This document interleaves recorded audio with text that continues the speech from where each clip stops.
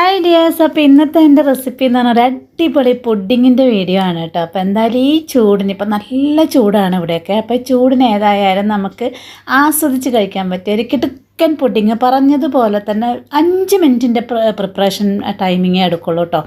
Set ആവാൻ വേണ്ടിയിട്ട് കുറച്ച് സമയം എടുക്കും, അല്ലാതെ പ്രിപ്പയർ ചെയ്യാൻ വേണ്ടി ഒരു 5 മിനിറ്റ് മാത്രം മതി കേട്ടോ. അപ്പോൾ വായിലിട്ട് അലിഞ്ഞു പോകുന്നൊരു പൈനാപ്പിൾ പുഡിങ്ങാണിത്. അപ്പോൾ എന്തായാലും ഞാനിപ്പോൾ ഇത് ഒരുപാട് അങ്ങ് കട്ടിയായിട്ട് നല്ലോണം മുറിച്ചെടുക്കാൻ പാകത്തിനല്ല. ഇപ്പം ഞാൻ മുറിച്ചെടുത്തിട്ടുണ്ടെങ്കിൽ പോലും ഞാൻ അത്യാവശ്യം നന്നായിട്ട് ഇങ്ങനെ സോഫ്റ്റായ രീതിയിൽ, അതായത് കോരി കഴിക്കുന്ന രീതിയിൽ തന്നെയാണ് ഞാൻ ഉണ്ടാക്കിയിരിക്കുന്നത്. അപ്പോൾ നിങ്ങൾക്ക് വേണമെന്നുണ്ടെന്നുണ്ടെങ്കിൽ ജലറ്റിൻ്റെ അളവ് കുറച്ച് കൂട്ടിക്കൊടുത്ത് ഞാൻ നല്ല കട്ടിയായിട്ട് മുറിച്ചെടുക്കാനും പറ്റും കേട്ടോ. അപ്പോൾ എനിക്ക് ഈ ഒരു ഇതിലാണ് കഴിക്കാൻ ഇഷ്ടം, അതുകൊണ്ട് ഞാൻ ഇങ്ങനെ ഉണ്ടാക്കിയെടുത്തിരിക്കുന്നത്. അപ്പോൾ എനിക്ക് തോന്നുന്നു പുഡിങ് ഉണ്ടാക്കാൻ പഠിക്കുന്ന കുട്ടികൾക്ക് പോലും ഏറ്റവും സിമ്പിളായിട്ട് ഉണ്ടാക്കാൻ പറ്റിയൊരു വേർഷനാണ് കേട്ടോ ഇത്. പിന്നെ സിമ്പിളായിട്ടാണ് ഉണ്ടാക്കുന്നതെങ്കിൽ ഈ പൈനാപ്പിളിൻ്റെ ഈ ഒരു പുഡിങ്, അതായത് കസ്റ്റാർഡ് പൗഡർ ചേർത്തിട്ട് ഉണ്ടാക്കുന്നുണ്ടെങ്കിൽ ഈ പൈനാപ്പിളും കസ്റ്റാർഡും ചേർന്നിട്ടുള്ള ഒരു കോമ്പിനേഷൻ ഉണ്ടല്ലോ, പറഞ്ഞറിയിക്കാൻ പറ്റില്ല. മധുരപ്രിയന്മാർക്ക് ഇതെന്തായാലും ഇഷ്ടപ്പെടും. ഒരാൾക്കും മധുരപ്രിയരായിട്ടുള്ള ഒരാൾക്ക് ഈ ഒരു ഫ്ലേവർ അതായത് ഈ ഒരു കോമ്പിനേഷൻ കസ്റ്റാർഡ് പൗഡറും പൈനാപ്പിളും ചേർന്നിട്ടുള്ള ഈ ഒരു പുഡിങ് ഇഷ്ടപ്പെടാതിരിക്കില്ല. അപ്പോൾ എന്തായാലും നമുക്ക് എത്രയും പെട്ടെന്ന് അതൊന്ന് കണ്ടു നോക്കാം. അപ്പോൾ അതിന് മുന്നേ എൻ്റെ വീഡിയോ ആദ്യമായിട്ട് കാണുന്നവരാണെന്നുണ്ടെന്നുണ്ടെങ്കിൽ ഒന്ന് ചാനലൊന്ന് സബ്സ്ക്രൈബ് ചെയ്ത് സപ്പോർട്ട് ചെയ്യാൻ മറക്കരുത് കേട്ടോ. അപ്പോൾ ഇതേ പൈനാപ്പിൾ ഞാനിത് 2 ദിവസം മുമ്പ് കുട്ടികൾക്ക് കഴിക്കാൻ വേണ്ടി പൈനാപ്പിൾ ഇവിടെ ഇങ്ങനെയാണ് കേട്ടോ, മുറിച്ച് ഇങ്ങനെ, നാട്ടിലെങ്ങനെയാണെന്നറിയില്ല, ഇവിടെ ഇങ്ങനെയാണ് നല്ല റൗണ്ടിൽ തിൻ സ്ലൈസസ് ആയിട്ട് നമുക്ക് കട്ട് ചെയ്ത് തരും കേട്ടോ. അപ്പോൾ അങ്ങനെ കൊണ്ടുവന്നതായിരുന്നു.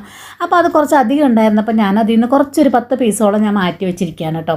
അപ്പോൾ 2 ദിവസമായി കൊണ്ടുവന്നിട്ട് അതുകൊണ്ട് തന്നെ അതിൻ്റെ സൈഡൊക്കെ ഇങ്ങനെ കുറച്ചിങ്ങനെ ഒന്ന് ചീത്തയായി തുടങ്ങിയിട്ടുണ്ടായിരുന്നു. അപ്പോൾ ആ സൈഡൊക്കെ നമുക്ക് കട്ട് ചെയ്ത് കളഞ്ഞിട്ട് നല്ല പോർഷൻ മാത്രം ഇങ്ങനെ ചെറുതായിട്ടൊന്ന് അരിഞ്ഞെടുക്കാം കേട്ടോ.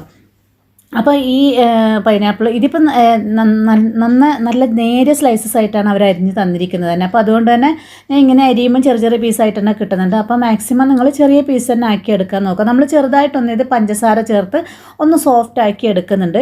എന്നാൽ പോലും നല്ല ചെറിയ പീസസ് ആയിട്ട് കട്ട് ചെയ്യുമ്പോഴാണ് ഇതിനെനിക്ക് കുറച്ചും കൂടി ടേസ്റ്റ് ആയിട്ട് തോന്നിയിട്ടുള്ളത്. അപ്പോൾ അതുകൊണ്ട് തന്നെ മാക്സിമം ചെറിയ സ്ലൈസസ് ആയിട്ട് ഇതുപോലെ ചെറുതായിട്ടൊന്ന് അരിഞ്ഞെടുക്കാൻ ശ്രമിക്കുക കേട്ടോ.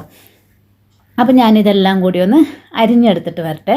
അപ്പോൾ അതിൻ്റെ മോശം ഭാഗങ്ങളൊക്കെ കളഞ്ഞിട്ട് ഞാനിതെല്ലാം കൂടി ഇത് അരിഞ്ഞെടുക്കുന്നുണ്ട് കേട്ടോ. അപ്പം ഞാനങ്ങനെ നമ്മുടെ പൈനാപ്പിളൊക്കെ നന്നായിട്ട് അരിഞ്ഞെടുത്തിട്ടുണ്ട്. ഇനിയിപ്പോൾ ഇത് നമുക്ക് പഞ്ചസാര 2 ടേബിൾ സ്പൂൺ പഞ്ചസാര മാത്രം ചേർത്തിട്ട് നമുക്കിതൊന്ന് സോഫ്റ്റാക്കി എടുക്കണം.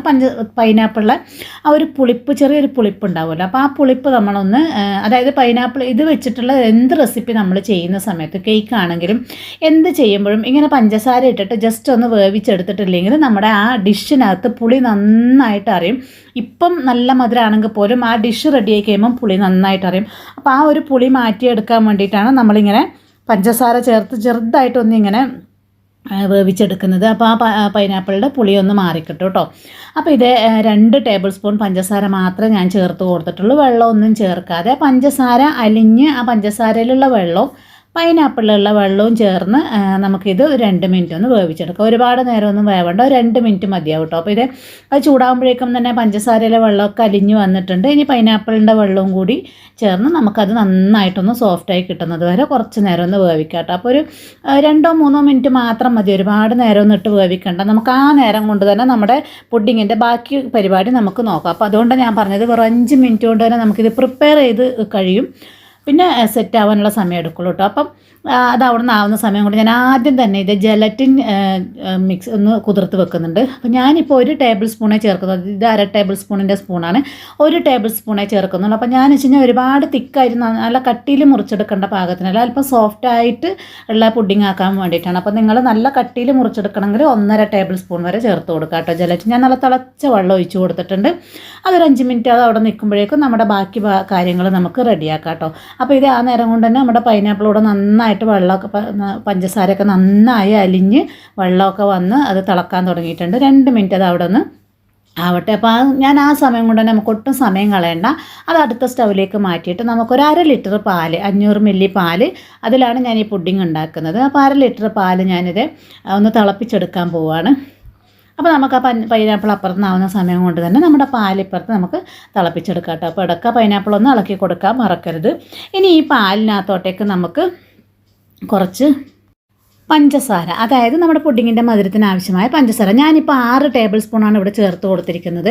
അതായത് അര കപ്പ് എന്ന് പറഞ്ഞാൽ 8 ടേബിൾ സ്പൂൺ വരും. അപ്പോൾ ഞാൻ 6 ടേബിൾ സ്പൂൺ പഞ്ചസാര ചേർത്ത് കൊടുത്തിട്ട് ഒരു 2 ടേബിൾ സ്പൂൺ മിൽക്ക് മെയ്ഡും കൂടെ ലാസ്റ്റ് ചേർത്ത് കൊടുക്കും കേട്ടോ. അപ്പോൾ അത് നല്ലൊരു ടേസ്റ്റാണ്. അപ്പോൾ എനിക്കത് ഇഷ്ടമായതുകൊണ്ട് അങ്ങനെ ചേർക്കുന്നത്. ഇനി മിൽക്ക് മെയ്ഡ് ഇല്ലെന്നുണ്ടെങ്കിൽ നിങ്ങൾ പഞ്ചസാര തന്നെ 8 ടേബിൾ സ്പൂൺ ചേർത്ത് കൊടുക്കുക. അപ്പോൾ നമ്മുടെ പാല് നന്നായി തിളച്ച് വരുമ്പോഴേക്കും ഞാനിപ്പോൾ ഒരു 1.5 ടേബിൾ സ്പൂൺ കസ്റ്റാർഡ് പൗഡറാണ് എടുത്തിരിക്കുന്നത്. അത് 2 ടേബിൾ സ്പൂൺ വരെ ആവാം കേട്ടോ. അപ്പം തിക്നെസ് കൂടുതൽ വേണമെന്നുണ്ടെങ്കിൽ 2 ടേബിൾ സ്പൂൺ വരെ ആവാം. അപ്പം നമ്മുടെ പാല് തിളക്കുമ്പോഴേക്കും നമുക്ക് ഈ കസ്റ്റാർഡിനകത്തേക്ക് ഒരു 1/4 കപ്പ് പാല് ചേർത്തൊന്ന് മിക്സ് ചെയ്തെടുത്തിട്ട് നമുക്ക് ഈ തിളക്കുന്ന പാലിലേക്ക് ഒഴിച്ചു കൊടുത്ത് കസ്റ്റാർഡ് ഉണ്ടാക്കാം. അപ്പോൾ കസ്റ്റാർഡ് ഉണ്ടാക്കുന്നത് എല്ലാവർക്കും അറിയാം, ഇതന്നെ സെയിം പ്രൊസീജിയർ തന്നെയാണ്. അപ്പോൾ ഞാനിവിടെ വാനില കസ്റ്റാർഡ് പൗഡറാണ് എടുത്തിരിക്കുന്നത്. ഇനിയിപ്പോൾ പാല് തിളക്കാൻ തുടങ്ങുമ്പോഴേക്കും നമുക്ക് ഈ കസ്റ്റാർഡ് പൗഡർ മിക്സ് ചെയ്തത്, അതായത് ഒരു 1/4 കപ്പ് പാലിനകത്തേക്ക് ഒരു 1.5 table spoon custard powder mix ചെയ്തതും കൂടെ ചേർത്ത് കൊടുക്കുക.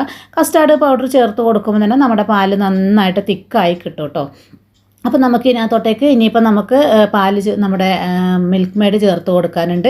അപ്പോൾ ഞാനൊരു 2 ടേബിൾ സ്പൂൺ മിൽക്ക് മെയ്ഡ് ചേർത്ത് കൊടുക്കുകയാണ്. എനിക്ക് ആ മിൽക്ക് മെയ്ഡിൻ്റെ ടേസ്റ്റ് ഭയങ്കര ഇഷ്ടമാണ്, അതുകൊണ്ട് കേട്ടോ. അപ്പോൾ അങ്ങനെ ചേർക്കുന്നില്ലെന്നുണ്ടെങ്കിൽ നിങ്ങൾ പഞ്ചസാര തന്നെ 2 ടേബിൾ സ്പൂൺ ചേർത്ത് കൊടുക്കുക. പിന്നെ നമ്മൾ നേരത്തെ സോക്ക് ചെയ്ത് വെച്ച നമ്മുടെ ജലറ്റിൻ, അത് ഞാൻ തിളച്ച വെള്ളത്തിലായതുകൊണ്ട് ഞാൻ അങ്ങനെ ഡയറക്റ്റ് ചേർത്ത് കൊടുക്കുന്നത്. നിങ്ങൾ സാധാരണ വെള്ളത്തിലാണെന്നുണ്ടെന്നുണ്ടെങ്കിൽ അലിഞ്ഞിട്ടില്ല എന്നുണ്ടെങ്കിൽ ഡബിൾ ബോയിലിംഗ് രീതിയിൽ അതൊന്ന് അലിയിച്ചെടുത്തിട്ട് ചേർത്ത് കൊടുക്കുക. ഇനിയിപ്പം നമ്മൾ ഇതിനകത്തോട്ടൊക്കെ ചേർത്ത് കൊടുക്കുന്നത് നമ്മൾ നേരത്തെ വിളയിച്ച് വെച്ച നമ്മുടെ പൈനാപ്പിളിൽ നിന്ന് ഒരു 1/3 ഭാഗം ഞാൻ ഇതിനകത്തോട്ടേക്ക് ചേർത്ത് കൊടുക്കുന്നുണ്ട്. പുഡിങ്ങിനിടയിൽ നമുക്ക് ഈ ഒരു കസ്റ്റാർഡിൽ തന്നെ ആ ഒരു പൈനാപ്പിളിൻ്റെ നല്ലൊരു ഫ്ലേവർ ഇറങ്ങാൻ വേണ്ടിയിട്ടാണ്. ബാക്കി നമുക്ക് മേലെ ഗാർണിഷിങ്ങിന് വേണ്ടിയിട്ട് എടുക്കാം കേട്ടോ. അപ്പോൾ ഇനി ഈ കസ്റ്റാർഡ് നന്നായിട്ടൊന്ന് തിളച്ച് കിട്ടിയാൽ മതി. നമ്മൾ ജലറ്റിൻ ചേർത്തത് കൊണ്ട് തന്നെ ഒരുപാട് കുറുക്കേണ്ട ആവശ്യമില്ല, അല്ലാണ്ട് തന്നെ നമുക്കത് തിക്കായി കിട്ടും കേട്ടോ. അപ്പം നമ്മുടെ കസ്റ്റാർഡൊക്കെ നന്നായി തിളച്ച് വന്ന ഉടനെ ഞാൻ പെട്ടെന്ന് തന്നെ നമ്മുടെ പുഡിംഗ് ഡിഷിലേക്ക് ഒഴിച്ചു കൊടുക്കുകയാണ്. വേറെ പരിപാടിയൊന്നുമില്ല. നമുക്ക് നമ്മുടെ പുഡിംഗ് ഡിഷിലേക്ക് ഏത് ഡിഷ് വേണമെങ്കിലും എടുക്കാം. ഞാനിപ്പം ഗ്ലാസിൻ്റെതായതുകൊണ്ട് നന്നായിട്ട് കാണാൻ വേണ്ടി ഗ്ലാസിൻ്റെ പുഡിംഗ് ഡിഷ് എടുത്തു കൊടുത്തു. അതിനകത്തേക്ക് ഒഴിച്ചു കൊടുത്ത് നമ്മൾ നേരത്തെ മാറ്റി വെച്ച പൈനാപ്പിൾ മേലെ ഇട്ട് കൊടുത്തു. പക്ഷേ ഇത് ചൂടോടുകൂടി ആയതുകൊണ്ട് ഇപ്പം നമ്മുടെ പുഡിംഗ് ലൂസാണല്ലോ, അപ്പോൾ അതുകൊണ്ടാണ് ഇട്ട് കൊടുക്കുന്ന പൈനാപ്പിളൊക്കെ ഉള്ളിലേക്ക് ഇറങ്ങിപ്പോകുന്നത്. അപ്പം ഞാൻ മേലെ ഗാർണിഷിങ്ങിന് വേണ്ടിയിട്ടാണ് അത് മാറ്റി വെച്ചത്. അപ്പം ഞാൻ വിചാരിച്ചു വന്നാൽ പിന്നെ ഇനി അത് ലാസ്റ്റ് കുറച്ച് സെറ്റായിട്ടാകുമ്പോൾ ഇട്ട് കൊടുക്കാം. അപ്പോൾ അതുകൊണ്ട് ഞാൻ കുറച്ച് സെറ്റാവട്ടെ കേട്ടോ. അപ്പോൾ ഇതേ കുറച്ച് സെറ്റായി തുടങ്ങിയപ്പോൾ ഞാൻ ആ ബാക്കി പൈനാപ്പിൾ മേലെ ഇട്ട് കൊടുത്തു. എന്നാലേ അത് കാണാൻ വേണ്ടി മേലെ ഇങ്ങനെ തന്നെ നിൽക്കുള്ളൂ കേട്ടോ. അപ്പോൾ അതുകൊണ്ടാണ് അങ്ങനെ ചെയ്തത്. അപ്പോൾ ഇതേ നമ്മുടെ പുഡിങ് എല്ലാം റെഡിയാക്കി വെച്ചിട്ടുണ്ട്. ഇനിയിപ്പോൾ നമുക്കിത് ഒരു മണിക്കൂർ ഫ്രിഡ്ജിൽ വെക്കാണ്ട് പുറത്ത് ജലറ്റിൻ ചേർത്തുകൊണ്ട് പുറത്ത് വെച്ചാലും സെറ്റാവും. പെട്ടെന്നാവാൻ വേണ്ടി ഒരു മണിക്കൂർ ഞാനതൊന്ന് ഫ്രിഡ്ജിലെടുത്ത് വെച്ചിട്ടുണ്ട്. ഇതേ ഫ്രിഡ്ജിലെടുത്ത് വെച്ച് 1 മണിക്കൂർ കൊണ്ട് നമ്മുടെ പുഡിങ് നന്നായിട്ട് സെറ്റായി കിട്ടിയിട്ടുണ്ട് കേട്ടോ. അപ്പോൾ നല്ല കാച്ചി പുഡിങ്ങാണ്. പൈനാപ്പിളിൻ്റെ ഫ്ലേവറും കസ്റ്റാർഡിൻ്റെ ഫ്ലേവറും കൊണ്ട് നമുക്ക് പറഞ്ഞറിയിക്കാൻ പറ്റാത്തൊരു രുചിയാണ്. അപ്പോൾ ഞാനിനി കൂടുതലൊന്നും പറയുന്നില്ല. വീഡിയോയുടെ തുടക്കത്തിൽ പറഞ്ഞതുപോലെ മധുരപ്രിയർക്ക് ഒരുപാട് ഇഷ്ടപ്പെടുന്ന റെസിപ്പിയാണ്. അപ്പോൾ എല്ലാവരും ഒന്ന് ട്രൈ ചെയ്ത് നോക്കിക്കോളുക. ചൂട് സമയത്ത് കുട്ടികൾക്കൊക്കെ ഉണ്ടാക്കി കൊടുക്കാൻ ബെസ്റ്റാണ് കേട്ടോ. അപ്പോൾ എല്ലാവർക്കും താങ്ക്സ് ഫോർ വാച്ചിങ്.